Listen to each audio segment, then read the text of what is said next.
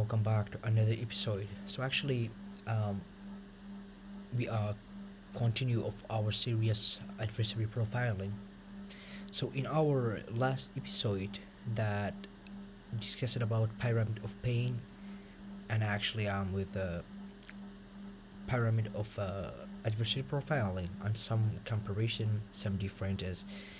I think my idea is very clear, like a waters, like a whiteboard about how pyramid of adversary profiling can be a great models to protecting um, indus- industry infrastructures, community, business, government, intellectual properties, and even the individual user that, between quotation, may be being targeted by custom-sized payload or custom-sized cyber campaign. So, in this episode, we are specifically just talk about the challenging of threat actor profiling attribution. So, what's the main challenging of attribution in profiling threat actors? So, actually, it's a very uh, great topic that maybe finding resources about this. It's some kind of hard, and especially with this style of the stalking that teach you and take your hands to the real track and don't just copy pasting other stuff is. So actually the the most, or because all of the methodology about this stuff is came from experiences, actually after many comparison between each models and actually each techniques and so on. So um, there are multiple challenging if it came to classes of attribution in profiling threat actors. So we have lists like code blocks, resource language, code style, language, strings, tradecraft, TTPs, C2, time zone, IP ownership, and domain registration. So, so actually, um, the code block, or we can say the code structures of this payload or of the malwares that available in various total to find a similar sample. But actually, um, it doesn't work for all the samples. It maybe doesn't work for specific cyber campaign or specific cyber operation, because actually I have mentioned it in our last episode. So threat actors um, nowadays is always one step forward more than us as defender. Why?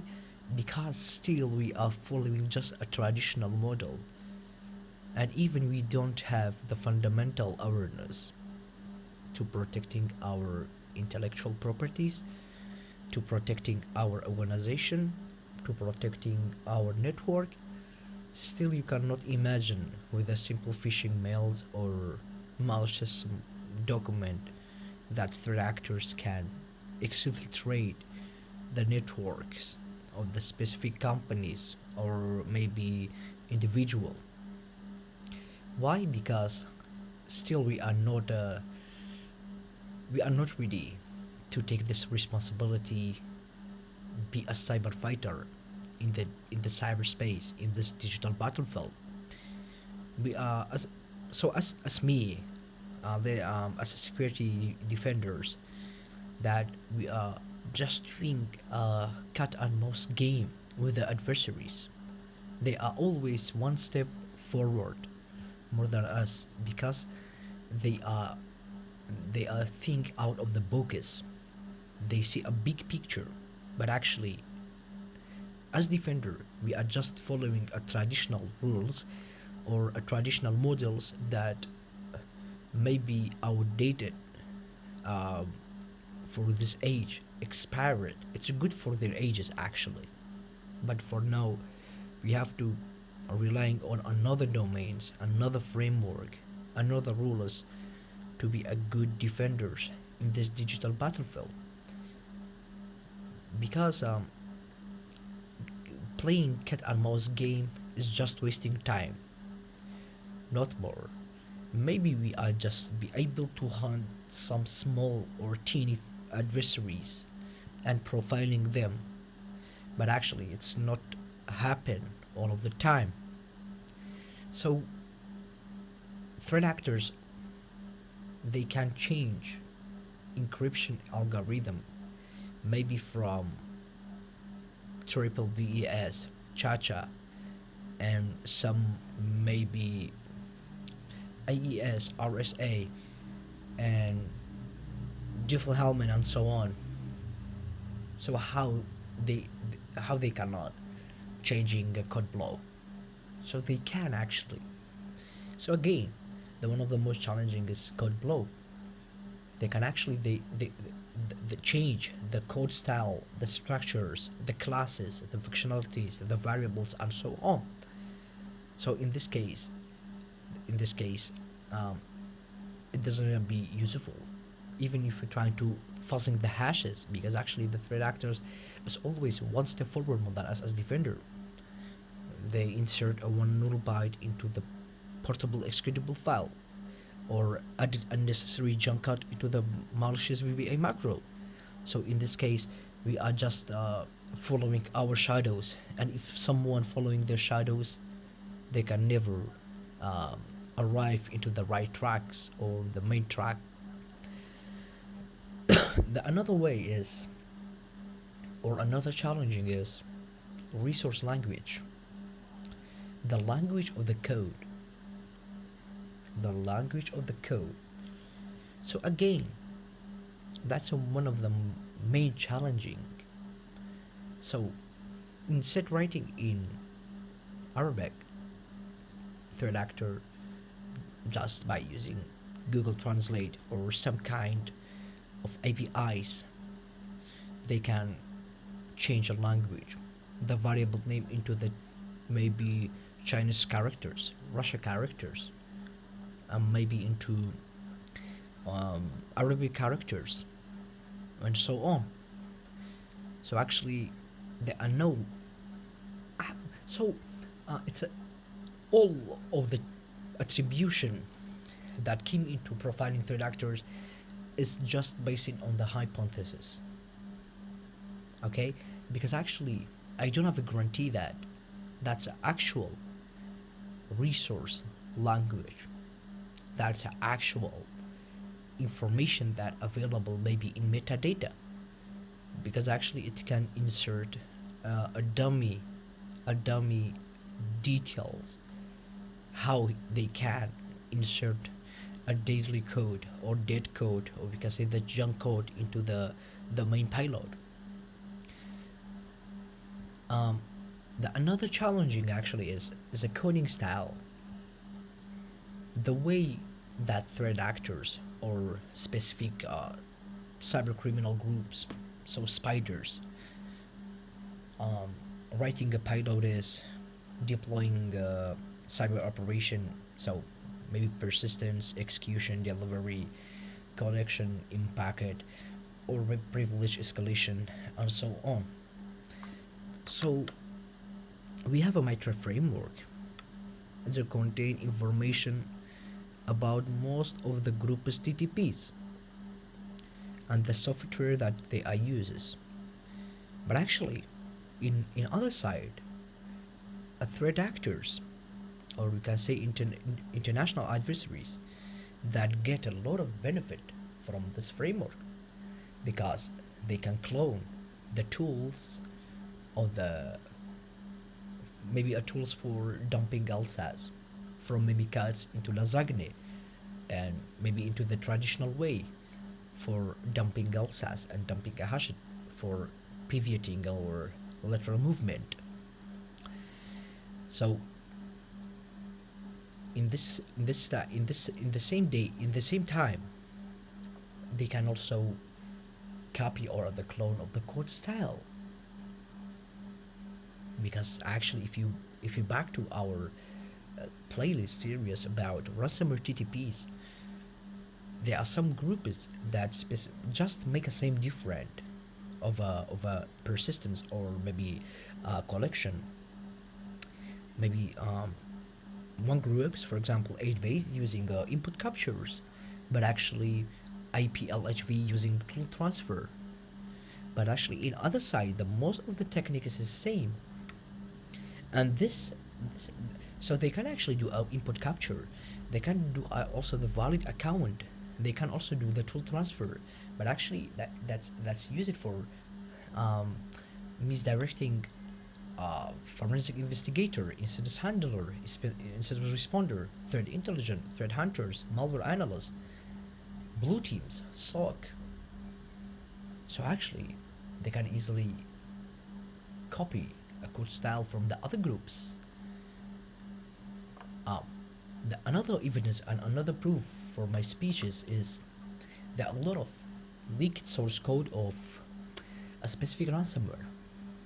They can just copy code and using same mechanism. So actually they keep the original functionality of their own ransomware, but actually they just change a code style to the leaked source code. For example, let's say um, um, Conti source code has been leaked, okay, and actually the BitLog groups get a leaked source code and keep their own BitLog functionality same, but actually they just copy a code style the way of they are writing a code is because actually each group is and each threat actor, even each programmers, have their own ways and have their own style of writing code is. That's one of the main challenging. And the another one, the another challenging is a language. So language, I mean the way that they are speaking in forms, in Tor browsers, in the support team that they are infected by ransomwares. For example, let's say the threat actor is Arabic, but actually they speak Chinese just by using Google Translate. Or he is Chinese but actually speak Russian by using Google Translate. He is Russian that speak Dutch by using Google Translate. So there are no guarantee that only based on the writing chat is, or the language of the texting, or we are live in the deep fake or evil AI generation, or in AI age. So threat actors actually just clone a guy that actually, for example, let's say it's a from one of the Arabic country, okay, one of the Arab countries, but actually they use AI to create a fake sounds of the guy Latina spoken language. So what's your evidence that he is Latina, he is Russia, he is China, he is Arabs, he is Dutch, he is from Greece? What's your evidence? Nothing. Just hypothesis. And that's true. Actually, that's one of the true ideology about the one of the main point challenging of profiling threat actor or attribution. So example, okay, let's threat actor just writing Chinese characters, writing Greece, writing Arabic, writing Latins, writing Spanish. Okay, so the first evidence is the Chinese. It's a Chinese threat actor. It's a Russia. It's a Spain. It's a Latina threat actors. They use it. Why? What's your evidence that it's a Chinese? It's a Russia. It's a Latina. Um, so the investigator, maybe the incident responder or the incident handler say, okay, because it's a texting, and the characters of the texting is a China, it's a Russia, it's a Japanese, is a maybe Vietnamese, Thailandese. So it's actually not make any senses. That's only misdirecting yourself and your full investigation operation. One of the most challenging too is stringers. So actually, um, threat actors maybe they are embed a payload into a resource section and inserting some junky codes, maybe encrypted strings into the main portable executable. I mean the main portable executable that I mean the droppers. Okay, so because actually we have a embedded payload in a resource section, and or maybe using they use it at Packers in Jima, and maybe uh, Protected or maybe uh, Armor or maybe Themida, maybe VM Protected, and many kind of the Packers, maybe .NET protectors and so on. So there are a lot of maybe smart assembly. Okay, just for some kind of, or maybe they don't use any Packers and protector, just encrypted the string is by using base 64 and SHA 256, and actually with the AES that's some kind of a challenging to decrypting for some researchers. But actually that's a mimicry because the main string is unusable string is in a embedded payload in the resource section. And also it's true strings can be useful in some way, but actually still, as I mentioned it, threat actors is always one step forward more than us. Maybe if you are a junior malware analyst and don't have a lot of experiences of the TTPs of the different malwares, you don't know that threat actors have many ways to hiding strings in stuck strings. How they can use dynamic Windows API loading or dynamic DLL loading, instead statically inserted inside the portable executable itself. And the another challenging is actually is a tradecraft. So the mechanism or the whole of the processes that threat actors is using or use it to conducting investigation. So there are a lot of and dozen of the southern reporters of each cyber campaign information, maybe from Securities Kaspersky, from Real Life Security ESET, from With Secure, F Secure, from Mandiant, from FireEye, from Dark Reading, from Malpedia, from maybe VX Underground, from Anirwan, from maybe McAfee, maybe from Avira Avast, maybe from CrowdStrike. So they have a logos and reporters about specific cyber campaign and about their trade profit. And actually another another group is from the different nation can easily clone and copy, just make some customization of this technique or of this tactic, and then start conducting investigation and pretend to be the recent the recent campaign or the recent sorry the recent threat actors that a blog is publishing on it. So it's about tradecraft. We have mentioned about TTPs that threat actor based on the Mitra framework. So Mitra framework did a hard work is. So actually I'm one of the contributors. I have a two technique of in Mitra framework, but actually in the same kind in the in the same time, they help it adversary also. I mean, help it not to conducting the cyber operation between quotation, helping by getting information about the another tradecraft, another TTPs, and the software is used to conduct the cyber operation. As I mentioned it before, maybe one groups using Mimikatz for dumping Elsas, so they change to Lasagne.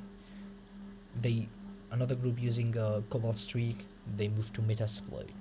So the another group using maybe Engira, they move to Dark Comet. They use Nebula, they move into Ardemax Keylogers. They use Blacknet. So actually, it's like a cat and mouse game. So that's TTPs also is one of the most challenging. Again, you come back to my series about ransomware TTPs that provide great information actually about each ransomware groups, and you will see the cross-related functionalities and TTPs in a some groups that available in the inside this playlist. And actually, the C2 the C2 actually it's one of the main issue. It's a good to track track down um, C2 infrastructures, but actually again it's one of the most challenging. Why? Because again, attacker can register two domains, okay, and then mimic or misdirect the incident responder or malware analyst by in the same. You can imagine like this scenario, the main C2 is covenant, but actually in other ways that um, threat actors make the pilot uh, for maybe 10 days or 25 days, the first junky or deadly C2 uh, connected to the malwares. So that's for example, it's a sliver. So actually, this one is not a usable, but it's just trying to set up it for mimicking you. Okay, and after 25 day, the malware itself start connecting into actual C2. That's a covenant. That's a mythic. That's brutal, and maybe hack 5 clouds and so on, and maybe um, or sliver itself, who knows, and maybe custom C2 or push C2. So the a platform called C2 Matrix. So we will discuss about each C2 inshallah in our upcoming episodes. And actually, the one of the most challenging again is a time zone. So actually, attacker. So that's true. That's true that in a low, if threat actors is trying to connect into the browsers, they cannot spoof the time zone. Cannot spoof the time zone. For example, in USA is 8 a.m. It's trying to make it 8 p.m. So actually, when you trying to search, it mention secure connection is not available. Okay, but actually they can trying to change a time zone in a some way, and actually um, it happens sometimes. So last but not least, challenging is IP ownership. We have mentioned it in our first episode in adversary profiling playlist or series. So threat actors can use IP flux technique that generate multi IPs that sending a lot of packets. So actually, especially it's a nature of antivirus companies, so that they doesn't sit down to analyze each packet. Each packet is in Wireshark, in Network Miner, in Fiddlers, Snortis, Logs, and so on, one by one, because they don't have this time. They are just trying to follow one of the most interesting one. So, again, in an IP ownership, maybe that threat actors get information about someone else even doesn't know what IP address is, but actually register the domain or the IP addresses by the name of this poor guy. He doesn't know about even what's IP, what's domain is, what's trade traffic is, what's TTP is, what's C2 is, what's resource language is, what's a code block is. But actually, it happened from time to time, and that's a sad story because we are put criminal on someone that doesn't know about the technology at all. It take a stone heart actually to do something like that, and even to spoof the location. Actually, most of registration companies, they hide the user or the guy who registered this IP, this domain, as privacy as security, or even they can use auto IP changer, as we are mentioning in our last episode. Again, that's a challenging too. And the last challenging one is domain registration. So they have a same kind of a clause related into the IP. The threat actors can use DGA, domain generation algorithm, use the DNS flux or fast flux, actually, or registering multi-domains, 5-10 domains, or maybe using the actual domain is a Tor, using the Tor service for the malicious communication or suspicious communication channel between victim and attacker itself. So this 10 domain is only for misdirect you as a cyber threat investigator or cyber threat analyst. Again, it can register by other poor guy name that doesn't know what's a protocol is, what's a networking is, what's a LAN, MAN, WAN, VLAN, IP, IDS, NDS, HIDS, EDR, NDR, XDR, source SIM. They doesn't know even what is it.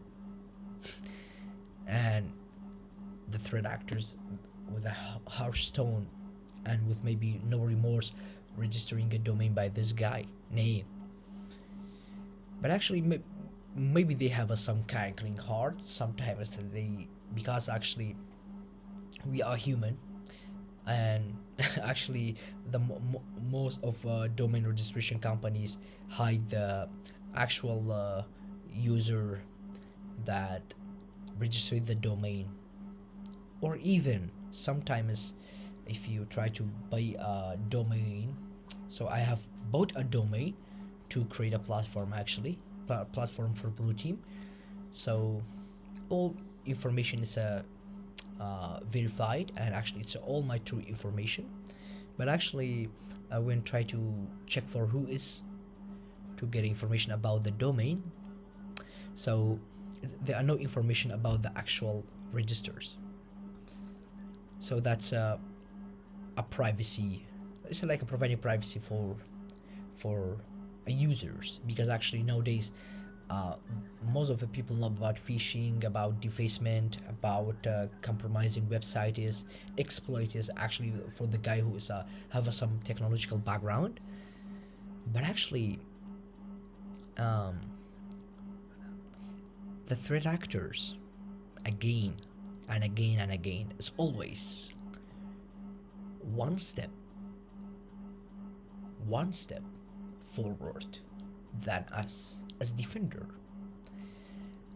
Maybe instead trying to pay or using free hosting platform, they use a compromised website, compromised cPanel, or using compromised webmail from the combo list. So actually I think it's enough just for a brief deception by threat actors and the challenging of attribution to threat actors profiling. So until the next video from another day, assalamu alaikum warahmatullahi wabarakatuh. And if you find this video is useful for you, please do not forget to like, share, subscribes.